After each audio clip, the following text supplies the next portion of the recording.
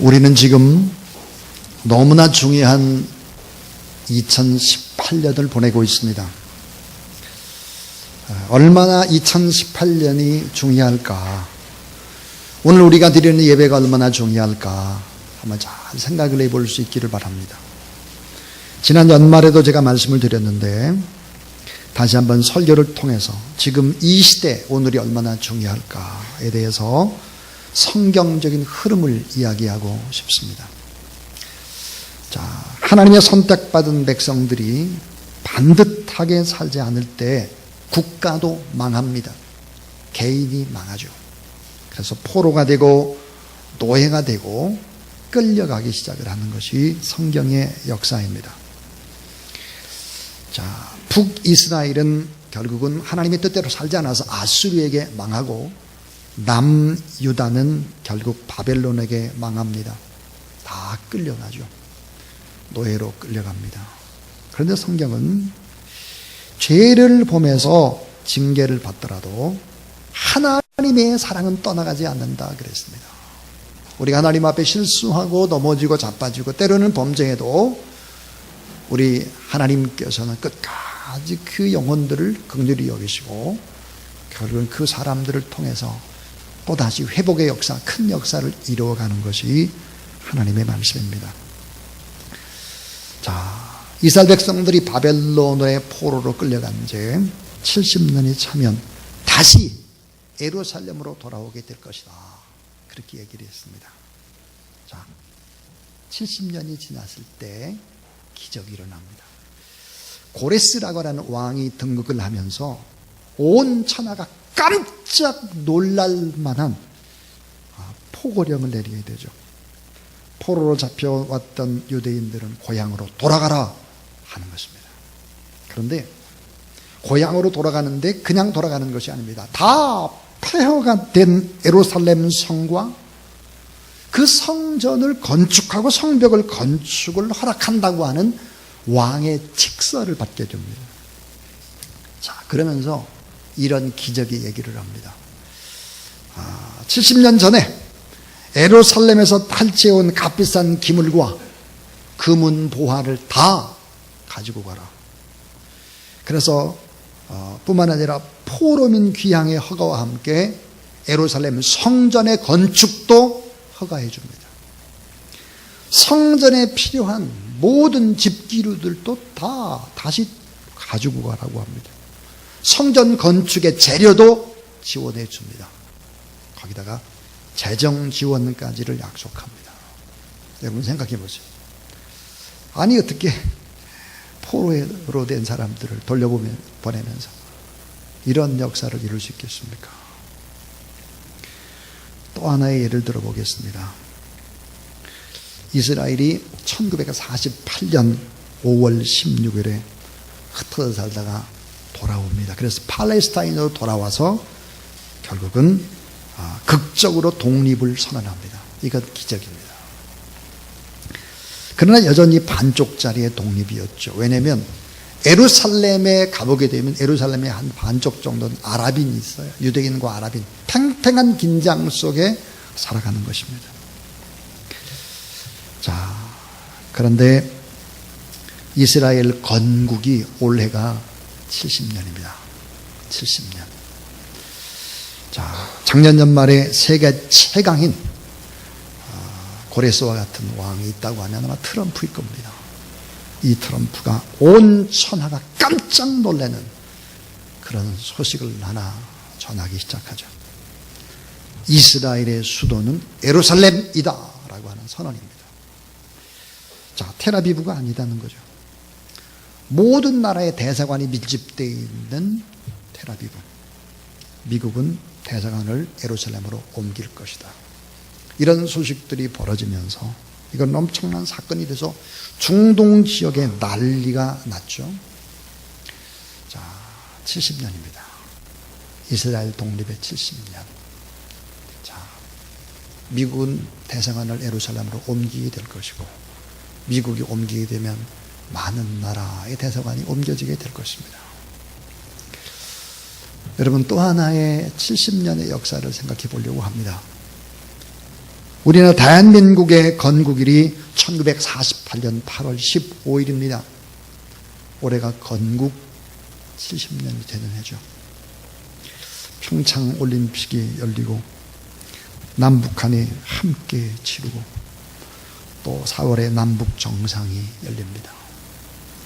자, 정상회담이 열리게 되는데 미국의 트럼프 대통령, 김정은이 5월에 만날 것이다. 이런 선언들이 이어지고 있습니다. 비핵화를 전제로 한 이런 평화의 논의들이 시작이 된다고 합니다. 저는 70년에 주목을 합니다. 70년. 그리고 예루살렘에 주목을 합니다. 여러분, 평양은 늘 다른 사람들이 어떻게 말했나? 동양의 예루살렘이다 그랬습니다. 동양의 예루살렘. 자, 우리는 동양의 예루살렘 평양이 회복되기를 간절히 기도했고, 또 평양의 주변에 많은 교회들, 주기철 목사님에서부터 평양 신학교가 장로의 신학작이 되고 다 이런 걸 생각하면 이 평양은 동양의 예루살렘이었다 하는 거죠. 하나님의 기적이 2018년 우리 땅에도 일어날 수 있다는 확신을 가지고 하나님 앞에 나가는 저와 여러분 우리 모두 다 될 수 있기를 주님의 이름으로 축원합니다. 자, 이런 이 중차대한 시점에 우리 한국 교회는 어떤 일들을 준비하고 주사랑교회는 어떤 일들을 하나님 앞에서 행하면서 살아가야 될까 하는 얘기입니다. 그래서 오늘 설교가 여러분 따라하세요. 사랑하며 용서하며. 자, 우리가 사랑하며 용서하며 살아야 되겠다. 사랑하며 용서하며. 만약에 우리가 예수 그리스도를 믿는다고 하면서도 구원받았다고 하면서도 사랑하지 않고 용서하지 않을 때 어떤 일들이 벌어지겠나 하는 거예요. 이런 일이 벌어집니다. 저의 책상 위에는 세계 기도 정보라고 하는 책이 있습니다. 세 권으로 쓰여져 있는데요. 세계 복음화를 하는데 365일 기도 지침서입니다. 그러니까 하루에 한 나라씩 기도하는 거죠. 365일 아주 두꺼운 책인데요. 자, 이 책은 저자가 패트릭 존스톤이라고 하는 사람입니다. 저는 이 책을 참 귀하게 여깁니다. 제가 만약에 어느 나라를 간다 그러면 이 패트릭 존스톤의 세계 기도 정보라는 책을 봅니다. 그리고 그때의 상황, 지금의 상황, 기도 제목이 뭔가 이런 부분들을 가지고 가고 선교사님들한테 늘 그 나라에 가서 이런 것들을 얘기해 주곤 합니다. 제가 최근에 카리브해에 있는 아이티라는 나라를 위해서 기도를 했습니다. 그리고 이 아이티를 기도하면서 엄청난 충격을 받게 된 것입니다. 자, 서반구에서 가장 빈곤한, 가장 가난한 나라 아이티. 이 아이티가 프랑스의 지배를 받았죠. 프랑스로부터 독립을 합니다. 그 독립과 함께 나라 전체를 사탄의 나라에 봉헌을 해버린 것입니다. 사탄의 나라. 하나님을 믿지 않고 전부 다 부두교라고 하는 이런 사탄을 숭배하는 것입니다. 다 그쪽으로 따라가 버리고 말았어요. 왜 프랑스에서 독립을 해서 왜 이런 일들이 벌어졌을까 하는 것입니다. 그것은 바로 프랑스 사람들 때문이었습니다. 아이티 땅을 빼앗고 지배했던 프랑스 사람들의 모습 속에서 대부분이 캐톨릭 신자였습니다. 자신들은 하나님의 백성이라고 늘 말했고 마을마다 캐톨릭의 성당을 세웠습니다. 그리고 묘지에는 십자가가 여지없이 등장을 합니다. 그리고 이들은 이런 말을 했습니다. 죽으면 우리는 천국에 간다고 한 것이죠. 자, 그러나 이 프랑스 사람들이 아이티 백성들에게 너무나 악독하게 굴었고 아이티 백성들을 짐승처럼 대했고 착취했고 소모품처럼 함부로 막 여겼습니다. 사랑을 볼 수가 없습니다. 무자비했습니다. 그래서 프랑스로부터 독립을 하자 이들이 너무 미워서 그들이 믿는다는 하나님을 저주하고 하나님의 반대편에 서서 사탄에게 나라를 봉헌했습니다. 몇 년 전까지만 하더라도 IT 사람들에게 물으면 당신 종교가 뭡니까? 부두교입니다. 여러분, 이 부두교는 아프리카에서 온 그런 악마 숭배, 주물 숭배, 정령 숭배의 종교입니다. 부두교가. 한 나라가 통째로 사탄의 나라에 받쳐져 버린 것입니다. 마을마다 잘 지은 성당이 있는데 왜 그랬을까? 사랑이 없었습니다. 긍휼이 없었습니다. 용서가 없었습니다. 입으로는 사랑을 말했습니다. 입으로는 하나님의 나라를 말했습니다. 그러나 그들은 실천하지 않은 것입니다. 오늘 예배드리는 여러분, 구원받고 하나님 앞에 거룩하게 주의를 지키는 여러분, 하나님은 살아계신 하나님이라는 사실을 믿으십니까? 오늘 또 살아서 역사하시는 사랑의 하나님이시죠. 오늘 우리가 하나님을 사랑하고 이웃을 사랑하고 더 나아가 작은 자를 사랑하고 고통하는 이웃들을 사랑할 뿐만 아니라 원수가 줄이거든 먹이고 원수들을 사랑하라 그랬습니다. 여러분, 나를 사랑하는 것이 뭘까요? 원수를 사랑하는 것입니다. 하나님을 사랑하는 것, 제 궁극적인 것이 뭘까요? 원수를 사랑하는 것입니다. 우리가 이런 사랑과 용서의 마음을 예수 그리스도 안에서 갖지 않으면 통일이 돼도 희망이 없는 거예요. 통일이 돼도. 하나님의 축복과 하나님의 은혜와 하나님의 풍성한 사랑 속에서 우리끼리 좋아하는, 우리끼리 사랑하는 그런 것이 아니라 고통하는 이웃들을 끌어안고 우리가 희생의 허리띠를 졸라매면서 복음을 증거해야 되는 이유가 바로 그런 것입니다. 예수 그리스도를 믿지 않는 사람들이 오늘 나를 보고, 여러분을 보고 뭐라고 말할까? 주사랑교회 주변에 있는 우리 장지동이나 문정동에 있는 사람들이 주사랑교회를 보고 뭐라고 말할까? 자, 이야, 저분들은 정말 참 사랑이 많은 것 같아. 정말 법 없이도 살 착한 사람 같아. 역시 하나님을 믿는 사람이 달라. 우리 아들, 딸, 손자 다 저 교회 보내고 싶네. 이런 얘기를 들어야 마땅한 것이죠. 그런데 만약에 이런 말을 들린다면 예수 믿는 사람이 너무 깍쟁이야. 말만 너무 잘해. 너무 계산적이고 차가워. 사람들 믿지 않는 사람보다 더 인색해. 교회가 집단 이기주의, 똑똑한 채한데 영 사랑이 보이질 않아. 이런 얘기를 하면 우리는 지금 잘 못 살고 있는 거죠.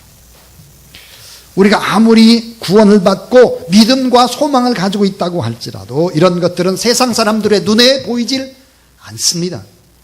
우리가 구원받은 것을 그들이 어떻게 알아요? 우리가 믿음을 가지고, 우리가 소망을 가지고 하나님의 나라를 바라보며 살아간다는 그들이 어떻게 알아요? 사랑으로 행하는 것을 보면 아, 저분들 진짜구나 하는 걸 아는 거죠. 세상이 믿는 사람들에게 가장 보고 싶어하는 것은 뭘까? 안 믿는 사람들이 가장 우리에게 보고 싶어하는 것이 뭘까? 그것은 사랑입니다. 사랑. 우리가 드러내야 하는 것이 사랑.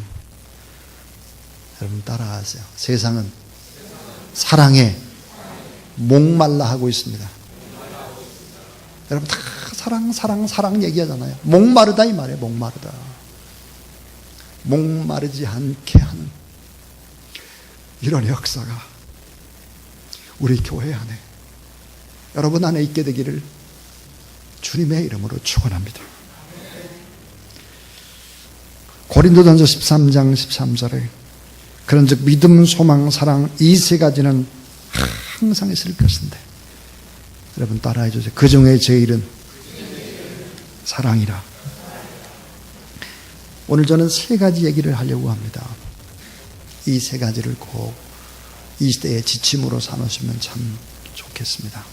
첫 번째는 옳고 그름보다 사랑의 마음을 가지라는 것입니다. 옳고 그름보다 사랑의 마음을 가지라는 것입니다. 옳고 그름, 무엇이 맞고 무엇이 틀렸느냐를 날카롭게 따지기 전에 사랑의 마음을 가져야 된다 하는 것입니다. 창세기 2장 9절을 보니까 여호와 하나님이 그 땅에서 보기 아름답고 먹기에 좋은 나무가 나게 하시니 동산 가운데 생명의 나무와 선악을 알게 하는 나무가 있더라 그랬습니다. 선악을 알게 합니다. 무엇이 옳고 무엇이 그르냐예요. 무엇이 선이고 악이냐 이거예요. 창세기 2장 17절에 보니까 선악을 알게 하는 나무의 열매는 먹지 말라. 내가 먹는 날에는 반드시 죽으리라 그랬습니다. 너무 선악을 무엇이 옳고 그르냐를 분명히 따지면 어때요? 죽는 데는 거예요. 그게 창세기 3장 6절에 그래서 선악을 알게 하는 나무를 본즉 먹음직하고 보험직하고 지혜롭게 할 만큼 탐스럽기도 한지라 여자가 그 열매를 따먹고 자기와 함께 있는 남편에게도 주매 그도 먹은지라 그랬습니다. 선과 악을 알게 하는 나무, 이 나무의 열매를 여자가 따먹어요. 그래서 여자가 그 남편에게 줍니다. 보니까 여자가 옳고 그름을 훨씬 더 잘 따지는 것 같아요. 이게 성경적이에요.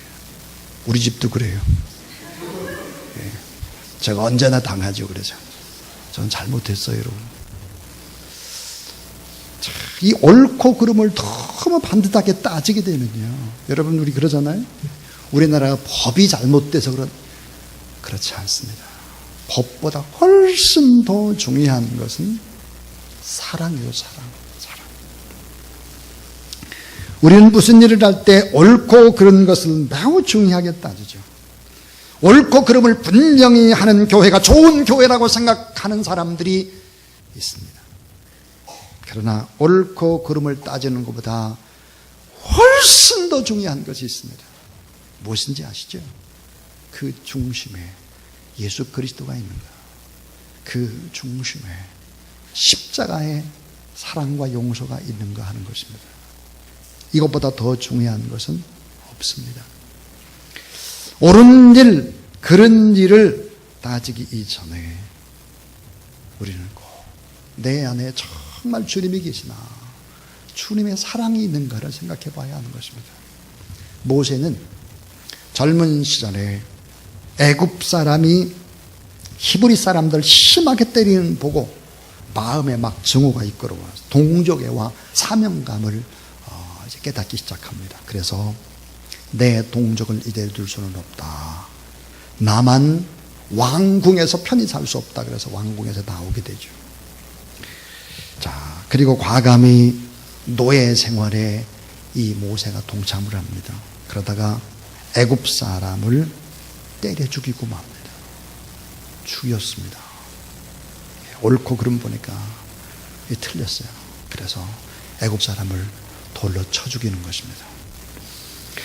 그리고 그 다음날 또 히브리 사람들끼리 싸우는 것을 모세가 말립니다. 뜯어 말리는 과정에서 히브리 사람이 이렇게 말하죠.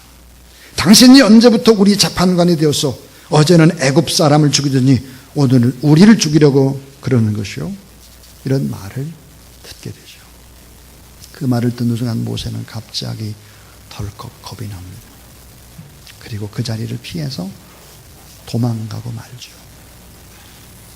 미디안의 광야에서 40년이라는 시간을 홀로 보내게 되는 것입니다. 모세는 분명히 살아계신 하나님을 믿었습니다. 근데 왜 실패했을까? 자기 자신의 생각이 옳다고 확신한 나머지 하나님의 사랑, 하나님의 인도를 받는 것을 소홀히 한 것입니다. 한마디로 자기가 옳다고 생각하면 마음대로 한 것입니다. 여러분, 내가 옳고 그르고를 내가 판단해서는 안 되는 거죠. 자, 옳은 생각을 가지고 일을 옳게 하는 것도 중요하지만 그것과 비교할 수 없을 만큼 중요한 것이 있습니다. 그것은 내 안에 예수 그리스도가 계시나, 난 정말 주님의 사랑으로 이런 일을 행하나 하는 것을 늘 생각해야 합니다. 사랑하는 여러분, 사랑이 있는 곳에, 용서가 있는 곳에 평강이 있다는 사실을 믿으시기 바랍니다. 너무 쉽게 옳고 그름을 반듯하게 따지게 되면 사랑이 설 자리가 없습니다. 사랑이. 용서가 설 자리가 없는 거예요. 우리 쉽게 부부관계도 마찬가지고 인간관계도 마찬가지, 다 그렇습니다. 우리의 판단이 부정확함에도 불구하고 끊임없이 서로를 판단하기 때문에 인간관계 깨져버리는 것이고 서로 상처를 입히고 또 상처를 받게 되는 것이고. 여러분 왜 그럴까요? 예수 그리스도를 믿게 되면 영적으로 눈이 띄입니다. 예수 그리스도를 믿게 되면 영적으로 눈이 띄기 때문에 아주 분별력이 강해지기 시작을 합니다. 그러나 만약 그 사람 안에 주님의 사랑이 없으면 무서운 사람이 되고 마는 거예요. 너무 똑똑하기 때문이죠. 하나님을 믿으니까요. 분별력이 생기고 그러는 거예요. 근데 그 안에 사랑이 없으면 무서워지는 것입니다. 우리는 종종 봅니다. 교회 안에서 싸움이 벌어지면 끝까지 가는 걸 봅니다.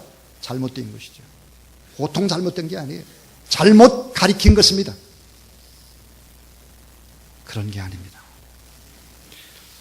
여러분 바리새인들을 생각해 보세요. 예수님은 천대받는 세리와 창녀조차 사랑으로 대했습니다. 그러나 그 당시에 최고 똑똑하고 성경도 줄줄줄 외우고 경건하다고 했던 이 바리새인들, 예수님 바리새인들을 이 독사의 자식들아, 이 회칠한 무덤 같은 놈들아 라고 소리를 쳤습니다. 옳고 그름을 따지기만 한 것입니다. 사랑이 없는 사람들이었죠. 옳고 그름만 따지다 보면 서로 죽이는 입장에 서게 됩니다. 우리의 가정도, 우리의 교회도, 우리의 직장도, 심지어 우리 나라도 마찬가지입니다. IT가 어떻게 100% 부두교에다가 사탄에다가 IT를 봉헌합니까? 하나님의 사람들이 반듯하게 살지 못했기 때문입니다. 저는 참 생각하면 안타까운 일들, 그 가운데 한 예화를 들고 또 이 설교를 마무리하려고 합니다. 1977년에 가을 전남 영광군 한 초등학교에 있었던 일이죠. 미술 시간에 선생님이 미술 준비물을 잘 해오라고 부탁을 했습니다. 근데 검사를 하는데 미술 시간이 돼서 반장, 똑똑하고 잘생긴 이 반장이 준비를 안 해온 거예요. 그래서 준비물도 없는 반장이 어딨냐고 야단을 쳤습니다. 그 아이는 눈물을 걸상한 채 선생님 얼굴만 쳐다봤죠. 선생님은 자신에게 반항한다고 생각을 한 것입니다. 그래서 그 다음 주에도 또 미술 준비물을 가지고 오지 않는 이 학생의 뺨따기를 후려쳤습니다. 그 다음 주에도 준비물을 가지고 오지 않았습니다.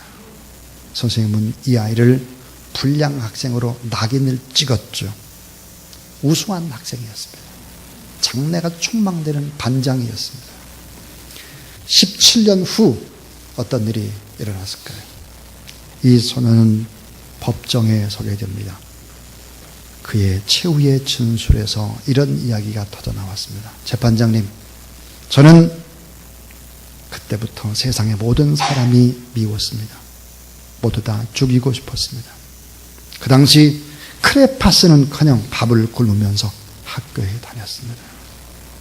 그러나 선생님은 항상 저를 때렸고 불량 학생으로 낙인을 찍었습니다. 여러분, 이 사람이 누구입니까? 이 사람은 많은 사람을 죽이고 세상을 경악시켰던 지존파 사건의 주인공 김기환입니다. 사랑을 행하지 않을 때 나라와 민족을 뒤집어 놓을 수 있습니다. 불안에 빠뜨릴 수 있다는 것을 우리는 알아야 하는 것이죠. 그래서 옳고 그름, 이 옳고 그름을 너무 분명히 따지게 되면 안 된다 하는 것입니다. 물론 따져야 되나 사랑으로 따져야 됩니다. 우리 주님은 어떤 분일까요? 옳고 그름을 분명히 따집니다. 그런데 따지면서 그것이 내 탓이라고 뒤집어 쓰는 분이 예수 그리스도입니다. 자, 따라하세요. 옳고 그름보다 그 사람의 필요를 먼저 보라. 예, 옳고 그름을 반듯하게 따지기 이전에 그 사람의 필요를 먼저 보는 것입니다. 자, 저 사람은 지금 무엇이 필요할까?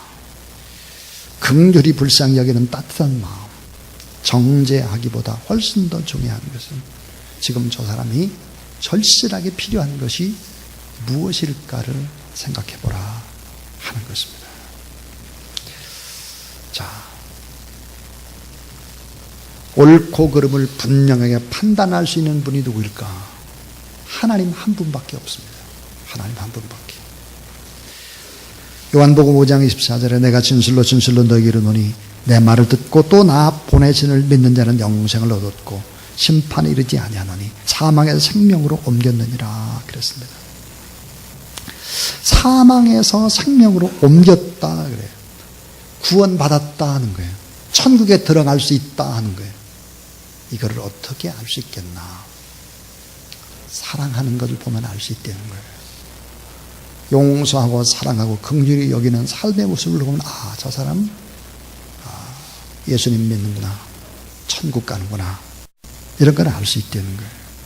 그래서 요한일서 3장 14절부터 16절까지 보니까 우리는 형제를 사랑함으로 사망에서 옮겨 생명으로 들어간 줄을 알거니와 사랑하지 아니한 자는 사망에 머물러 있느니라. 여러분 따라하세요. 그 형제를 미워하는 자마다 살인하는 자니 살인하는 자마다 영생이 그 속에 거하지 아니한다. 예. 여러분 이 말은 구원을 믿음으로 받지만 그 진정한 믿음은 뭘까? 주님의 십자가의 사랑과 용서의 믿음인 거예요.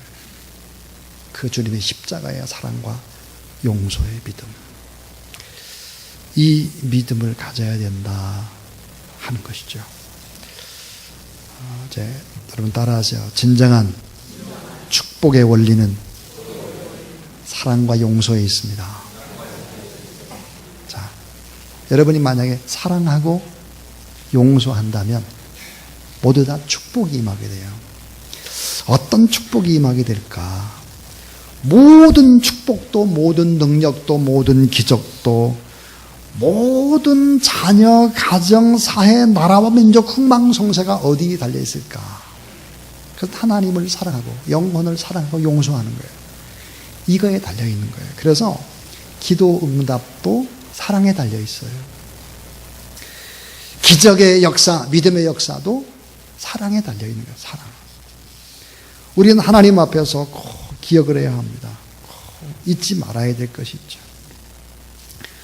우리 자신 스스로가 이런 사랑의 원리, 축복의 원리 다 우리가 용서하고 사랑을 할 때 하나님이 다 응답하시고 하나님이 다 풍성하게 만들어주신다 하는 거예요. 그래서 오늘 말씀해 보니까 자, 또 내 이웃을 사랑하고 내 원수를 미워하라 하였다는 것을 너희가 들었으나 여러분 따라해 주세요. 나는 너에게 이르노니 너희 원수를 사랑하며 너희를 박해하는 자를 위하여 기도하라. 예. 자, 원수를 사랑하며 박해하는 자를 위해서 기도하라. 바울은 원수가 줄이거든 먹이라 그랬습니다.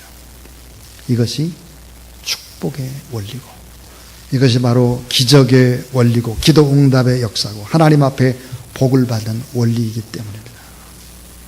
여러분 하나님 앞에서 중차대하게 중요한 2018년을 우리가 보내고 있습니다. 교회가 어떻게 해야 되겠습니까? 여러분 어떻게 살아야 되겠습니까? 사랑하며 용서하며 살아가는 저와 여러분 우리 모두 다 될 수 있기를 주님의 이름으로 축원합니다.